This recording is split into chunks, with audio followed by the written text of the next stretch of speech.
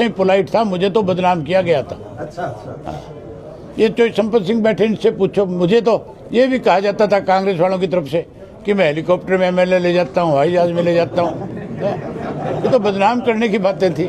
Speaker और मंत्री doctor Vasudev Sharma ji ने फिर से चौधरी देवीलाल जी की नीतियों में अपना विश्वास व्यक्त किया और ब्राह्मण समाज की तरफ से आज हमें मंत्रों का उच्चारण करके इंडियन नेशनल लोकदल पार्टी को आशीर्वाद दिया है। मैंने भी इनको आश्वस्त किया पूरे समाज को कि जैसे सन 1987 में चौधरी देवीलाल जी ने राजनीतिक तौर पे ब्राह्मण समाज को जो एक सम्मान देने का काम किया था, हम उनकी नीतियों को आगे बढ़ाएंगे और उसी तरीके से ब्राह्मण समाज को जो है पार्टी में पूरा मान और सम्मान दिया जाएगा। बहुत जल्दी और बहुत सारे साथी इंडियन नेशनल लोकदल पार्टी में चौधरी देवीलाल जी की नीतियों में अपना विश्वास व्यक्त करेंगे।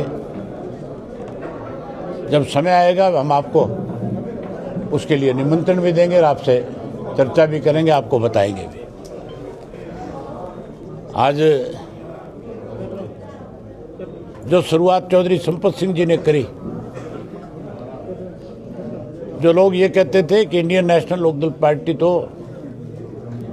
खत्म होगी, जो हमें बी टीम के रूप में कहीं बदनाम करते थे, आज वही लोग ले लड़ी करते हैं कि आप किसी भी तरीके से अपना फैसला बदलें। ये उदाहरण आपके सामने है। डॉक्टर वासुदेव शर्मा जी, इनके पास कांग्रेस के नेताओं ने आकर के संपर्क किया था कि आप अगर हमें छोड़ करके जाओगे, इंडियन नेशनल लोकदल पार्टी में शामिल होंगे तो हमें बहुत बड़ा नुकसान होगा। नुकसान तो उस दिन हुआ था जब हरियाणा प्रदेश के लोग कांग्रेस को सत्ता सौंपना चाहते थे और कांग्रेस ने भरी थाली के ठोकर मारी। ठोकर किसी और ने नहीं मारी, जिनके कंधों पे कांग्रेस का भार था उन्हीं लोगों ने अंदर खाने भीतर घात करके कांग्रेस पार्टी को सत्ता से दूर करने का काम किया। उसी का नतीजा है आज कि बिहार जैसी स्टेट के अंदर जहां भाजपा का बहुत बड़ा विरोध था, वहां भाजपा बहुत बड़े बहुमत के साथ जीत करके आई है। वहां जो मुद्दे थे इलेक्शन के, वहां के लोकल लोगों की जो दिक्कत और कठिनाइयां थी, उन सब चीज़ों पे मिट्टी डाल दी। केवल एक ही बात की चर्चा रखी गई चुनाव में कि वोट चोरी हो रहा है। जब देश के राष्ट्रीय पार्टी का पूर्व अध्यक्ष और विपक्ष का लीडर ये बात कहता है कि वोट चोरी हो रहा है और फिर उन्हीं की पार्टी चुनाव लड़ रही है, जब पता है वोट चोरी हो रहा है तो फिर चुनाव लड़ने की जरूरत क्या थी?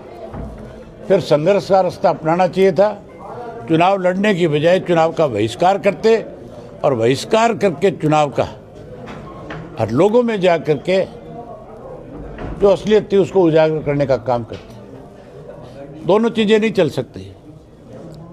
अगर आरोप लगाते हो तो फिर उसके लिए संघर्ष का रास्ता अपनाओ, लड़ाई लड़ो। इसी कारण से आज कांग्रेस कमजोर पड़ रही है। समय रहते लालू जी अगर इस बात को भांप जाते तो आज उनकी पार्टी की हालत भी ऐसी नहीं होती। आज भी वो बड़ा मजबूत विपक्ष के रूप में और सत्ता पक्ष तक भी पहुंच सकते थे, क्योंकि लोगों का उनके ऊपर बहुत बड़ा विश्वास और भरोसा था। लेकिन ऐसे साथियों को साथ लेने की वजह से नुकसान हुआ। हमारे साथ चौधरी संपत सिंह जी ने जब आशीर्वाद दिया अपना, तो उससे भी कई लोगों को बहुत तकलीफ हुई। मैं पिछले कुछ दिनों से सोशल मीडिया पे देख रहा था, बड़ी हैरानी की बात है, ऐसे लोग भी कुछ सोशल मीडिया पे आते हैं जिनको अपने खुद के भविष्य के बारे में भी पता नहीं है।